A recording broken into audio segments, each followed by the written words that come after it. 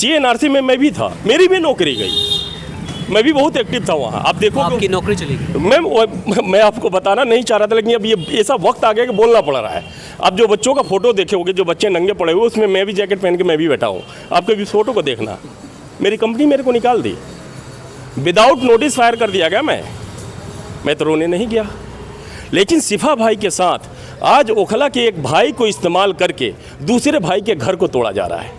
इस साजिश को समझना पड़ेगा। मैं आपके चैनल के माध्यम तोड़ना क्या तोड़ रहे हैं आप देखो, अमानतुल्लाह एक बुनियाद है, एक पिलर है, हिंदुस्तान के मुसलमानों की एक आवाज़ है। जो वैसी साहब बोलते हैं कि मैं कौम की बात करता हूँ, मैं मुसलमान की बात करता हूँ। अमानतुल्लाह मुसलमान नहीं है क्या? ओखला की आवाम, हिंदुस्तान की आवाम नहीं समझती अमानतुल्लाह के बारे में। इस चीज़ को बारे में समझना है ना। कौन सोचेगा?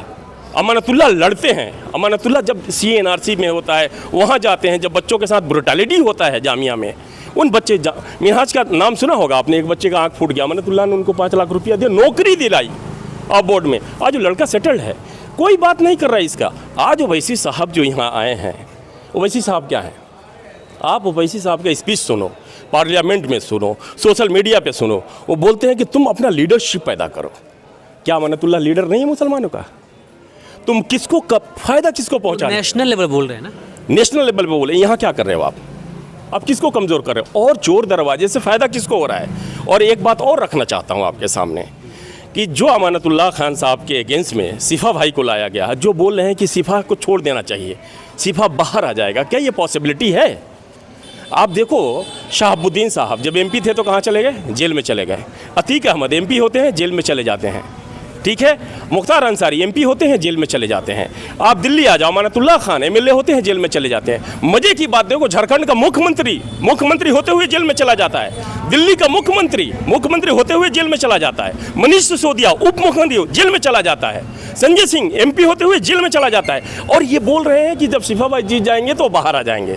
मैं पूछना चाहता हूँ, मेरा सिंपैथी, मेरी हमदर्दी सिफा भाई के साथ है। हम लोकल हैं, हमको तकलीफ होता है। और सिफा भाई के साथ लगभग 20 बच्चे हैं जो अभी जेल में हैं। लेकिन जो बोल रहे हैं कि सिफा भाई जेल में से बाहर आ जाएंगे, क्या ये ओखला की आवाम ओवैसी साहब से ये सवाल पूछेगी कि 2 साल पहले लोकसभा का इलेक्शन हुआ है, सिफा भाई को लोकसभा आपने क्यों नहीं लड़ाया?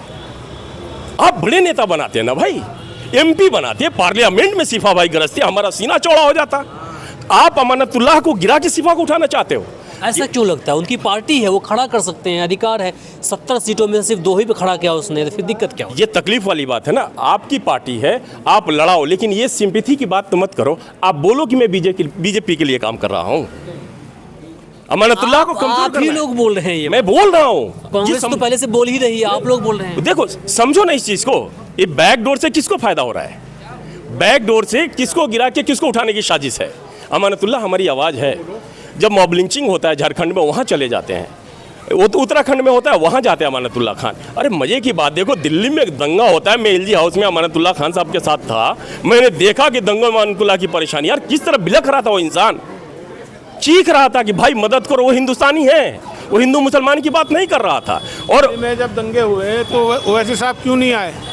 आप ही तो यहीं थे। आप भी यहीं थे ना उस टाइम। आप ओवैसी साहब क्यों नहीं आए जब दिल्ली में दंगे हुए? क्यों नहीं आए ओवैसी साहब उस टाइम? आना चाहिए था ना उनको। करना चाहता हूँ मैं, अपनी बात कह के ख़त्म करना चाहता हूँ। आप जो ये बात बोल रहे हो कि मैं सिफा का हमदर्दी, सिंपैथी की बात कर रहे हो, मैं बोल रहा हूँ ओवैसी साहब, आप पार्लियामेंट क्यों नहीं लड़ाया MP का इलेक्शन? आपको लड़ाना चाहिए। अगर ये हकीकत नहीं है, अगर आप बीजेपी के बी टीम नहीं हो, शहाबुद्दीन साहब का इंतकाल हुआ था, मैं ओवैसी साहब को फ़ोन किया, मैं सुना दूंगा आपको रिपोर्ट। ओवैसी साहब को फ़ोन किया, ओवैसी साहब, शहाबुद्दीन साहब की बॉडी नहीं, अमानतुल्लाह भाई वहाँ लड़ रहे थे, झगड़ रहे थे कि बॉडी दो, अब बोर्ड हमारे अंडर में होता है, मैं अपने अकॉर्डिंग इनको दफनाएंगे, सब कुछ करेंगे। ओवैसी साहब बोलते हैं क्या कि अभी तुम मेरे को फ़ोन कर रहे हो, तेजस्वी को फ़ोन कर लो या RJD वाले को फ़ोन कर लो। उनका ये स्टेटमेंट था, जब इलेक्शन आता है तो मैं बी टीम हो जाता हूँ। हमारी हमदर्दी, हमारी सिंपैथी शहाबुद्दीन से नहीं है। हमारे शेर की लाश पड़ी हुई थी हॉस्पिटल में, और ओवैसी से मैंने मदद के लिए फ़ोन किया। ओवैसी लाश पे राजनीति कर रहा है कि उस वक्त मैं बी टीम हो जाता हूँ। ये इंसान मुस्लिम हद ऐसी हो सकता है? इस चीज़ को समझना पड़ेगा हिंदुस्तान के मुसलमानों को। आप देखो ना क्या हो रहा है। एक तरफ बीजेपी बोल रही है, हिंदुत्व की बात करती है, बीजेपी बोले मैं हिंदू हितैषी हूँ, ओवैसी क्या बोला है मैं मुस्लिम हितैषी हूँ। देश को कहाँ ले जा रहे हैं ये लोग? ये तो बीजेपी का ही टीम है, देश को तोड़ने वाले लोग हैं ये संविधान की बात क्यों नहीं करते? We the people of India पे क्यों नहीं बात करते हम भारत के लोग पे? यही तो हमारा कॉन्स्टिट्यूशन है। हमारा देश न हिंदू से चलेगा, न मुस्लिम से, न सिख से, न ईसाई से। हमारा देश संविधान से चलेगा ना। तुम जहां जाते हो मुसलमान की बात करने लगते हो। तुम मुसलमानों को खतरे में डाल दिया है। जहां दाढ़ी टोपी देखा जाता है वहां गोली मार दिया जा रहा है। ये ओवैसी की इम्पैक्ट है, ये ओवैसी के भाषण के इम्पैक्ट है कि हमारे मुसलमान भाइयों को ट्रेन में गोली मार दिया जा रहा है। वो यही समझते हैं कि ओवैसी की जात से है, ओवैसी के धर्म से है। ये क्या कर रहा है? एक तरफ बीजेपी हिंदू तो टीका लगा के हिंदू बन रहे हैं, ये दाढ़ी टोपी वाले को पिटवा रहे हैं। ये हिंदू मुसलमान की जगह नहीं है। पर मुसलमानों पर कुछ भी हो तो ओवैसी जिम्मेदार है जिम्मेदार। क्यों बोल रहा है इस तरह की बात कि मुस्लिम हितैषी हूं मैं? हिंदू मुसलमान की जगह है हमारे कॉन्स्टिट्यूशन में। वो तो कह रहे हैं कि भैया हम तो महादलित के साथ हैं, कहाँ भी हमारे लोग हैं। एक बात बता दो, कहाँ महादलित के साथ है? यहाँ किसके साथ है वो? यहाँ किसके साथ है? चोर दरवाजे से अगर हमारे सिफा भाई को 10,000 5,000 वोट मिल रहा है, वो वोट किसका कम हो रहा है? अमानतुल्लाह का कम हो रहा है। और फायदा किसको हो रहा है? बीजेपी को हो रहा है। ये किसको जिताने के लिए आया है यहाँ?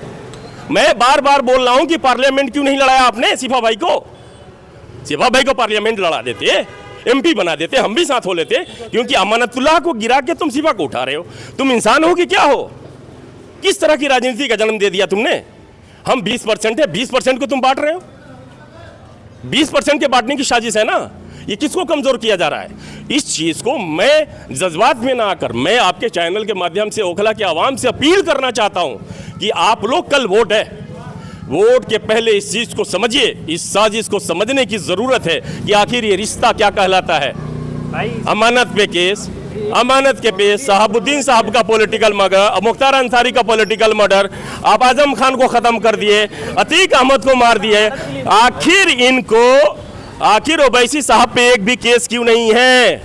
मैं बोलता हूं तो मेरे पे पुलिस कंप्लेन कर देती है भाई, थाने में बुला लेती। बैरिस्टर है वो, कहाँ उन पे केस कौन करे? बैरिस्टर लॉ एंड देखो भारत का कानून, हमारे डंडा पुलिस के पास ये राइट है कि अगर मैं बोलता हूं तो मैं अरेस्ट हो, तो प्रधानमंत्री भी अरेस्ट हो सकता है।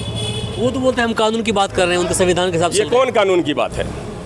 ये किस कानून की बात हो रही है? क्या आप मुस्लिम की बात कर रहे हो?